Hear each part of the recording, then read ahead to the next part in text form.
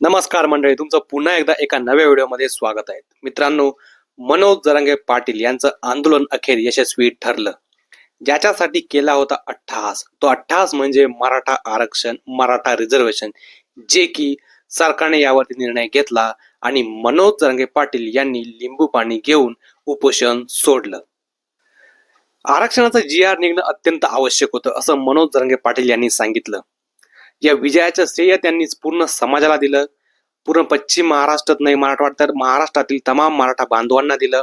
आतापर्यंत जे जे मराठा आरक्षणासाठी लढले, सरकारशी भांडले, त्या सर्व लोकांना मनोज जरांगे पाटील यांनी या विजयाचं संपूर्ण श्रेय दिलं. तर आता त्यांचं म्हणणं असं आहे मित्रांनो, की पश्चिम महाराष्ट्र आणि मराठवाडा यातील जे सर्व मराठी लोक आहेत त्या सर्वांना या आरक्षणाचा लाभ घेता येईल. म्हणजे सर्वजण OBC कुणबी दाखवले जातील आणि ज्यांच्या नोंदी निघालेल्या नाहीत त्यांच्यासाठी सातारा गॅझेटियर आणि हैदराबाद गॅझेटियर आहेच, त्यात बाकीच्या गोष्टी समोर येतीलच.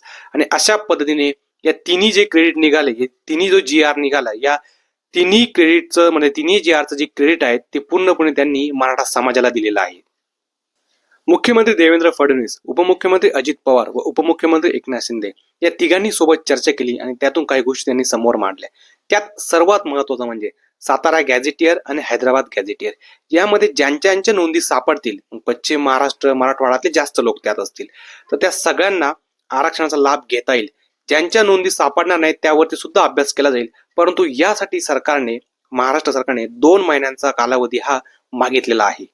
आणि मित्रांनो, सगळ्यात महत्वाचं, मराठा आंदोलकांवरती ज्या ज्या केसेस टाकल्या गेल्या होत्या सरकारनं त्या संदर्भात सुद्धा भूमिका स्पष्ट केली की त्या सर्व केसेस या मागे घेण्यात येतील आणि सर्व सुरळीत पद्धतीने आंदोलन यशस्वी झालं. मनोज जरांगे पाटील, राधाकृष्ण विखे पाटील आणि माणिकराव कोकाटे सोबतच होते.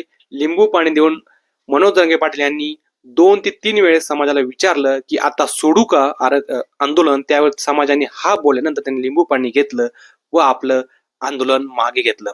त्यानंतर त्यांनी उपचारासाठी मनोज जरांगे पाटील यांना छत्रपती संभाजीनगरच्या गॅलेक्सी रुग्णालयात दाखल करण्यात सुद्धा आलं. तर मित्रांनो, अशा पद्धतीने आंदोलनाचा टप्पा यशस्वी पूर्ण झाला. व्यवस्थितरित्या समाजाचा काय प्रॉब्लेम आहेत हे सरकारने समजून घेतलं आणि त्यावरती तोडगा सुद्धा काढला. तर तुम्हाला हा व्हिडिओ आवडला असेल मित्रांनो, व्हिडिओला लाईक करायला विसरू नका, शेअर सुद्धा करा.